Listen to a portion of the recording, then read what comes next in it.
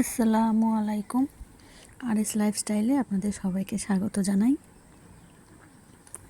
তো আজকে বাজারে গিয়েছিল, সেখান থেকে কি মাছ নিয়ে এসছে চলো দেখি। তো এই যে এটা ট্যাংরা মাছ, ছোট ছোট ট্যাংরা। এইরকম সাইজের ট্যাংরা মাছ খেতে খুব ভালো লাগে। আর এখানে আছে কাতলা মাছ। কাতলা মাছের এই তেলটা কত সুন্দর লাগছে, তাই না? ফ্রেশ একেবারে। তো মাছগুলো কলের পাড়ে নিয়ে চলে এসেছি, মাছগুলো ভালো করে ধুয়ে নেব।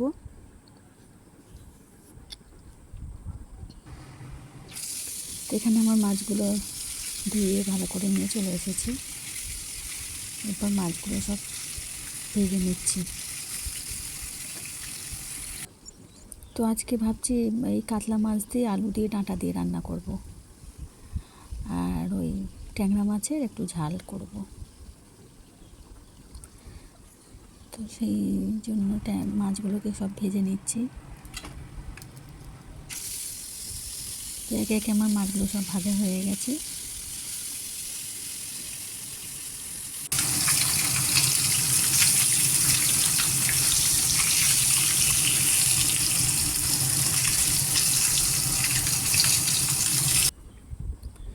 তো মাছগুলো সব ভাজা হয়ে গেছে, আর এদিকে আমার সবজিও কাটা হয়ে গেছে। তো এখানে ডাঁটা আলু মাছ রান্নার জন্য আমি এই যে পেঁয়াজটাকে লাল করে নিচ্ছি, তার সাথে টমেটো দিয়েছি, দিয়ে ভালো করে কষিয়ে নেব। আর একটু আদা বাটা দিয়েছি।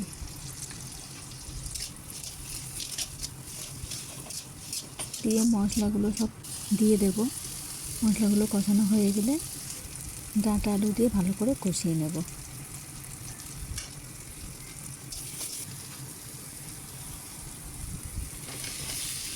এখানে আমি ডাঁটা আলুটা দিয়ে দিলাম, দিয়ে একটু ভালো করে কষিয়ে নিয়ে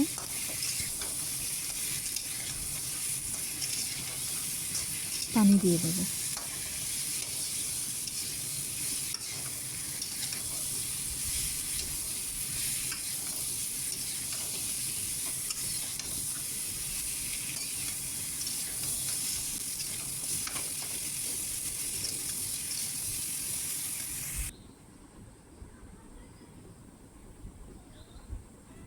তো আমি এখানে আর একটু পানি দিয়ে ভালো করে তরকারিটাকে কষিয়ে নিচ্ছি।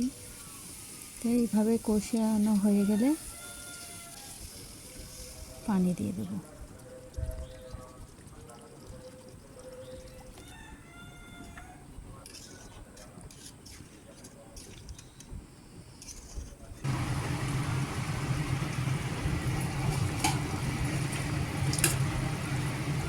আমি দিয়ে দিলাম, মাছটা দিয়ে দিলাম। তো এখানে তরকারিতে আমি বেশি মাছ দিইনি, কারণ তরকারিতে মাছটা দিলে ছেলে মেয়েরা আবার খাবে না, ওরা একটু ভাজা মাছটা ভালোবাসে। তাই আমাদের দুজনের জন্য দুটো মাছ দিয়ে দিলাম।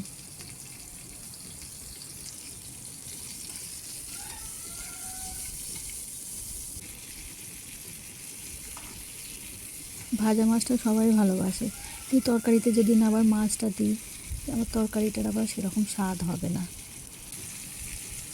যার জন্য 2 পিস মাছটা দিয়ে দিলাম। তো ওইদিকে ডাঁটা রান্নাটা হয়ে গেছে। তো এইদিকে আমি ট্যাংরা মাছের ঝালটা করার জন্য আমি এই যে পেঁয়াজ টমেটো দিয়ে ভালো করে মশলাটাকে কষিয়ে নিয়ে, ট্যাংরা মাছটাকে ভাজা করব না, কাঁচা করেই রান্না করব।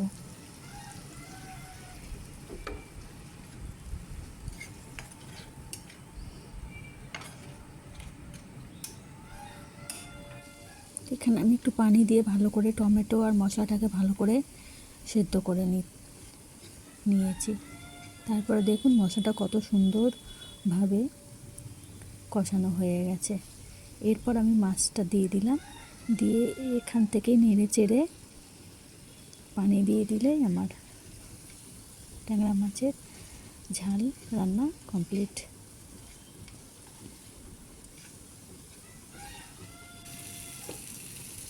এখানে আমি মাছটা দিয়ে ভালো করে কষিয়ে নিয়েছি। মাছের গায়ে সব মশলা সব লেগে গেছে। এরপর আমি পানি দিয়ে দিলাম।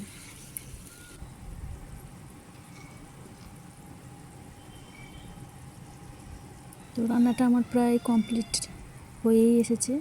তো তার আগে ভাবলাম একটু ধনেপাতা কুচি ছড়িয়ে দিই, মাছের টেস্টটা আরও ভালো লাগবে।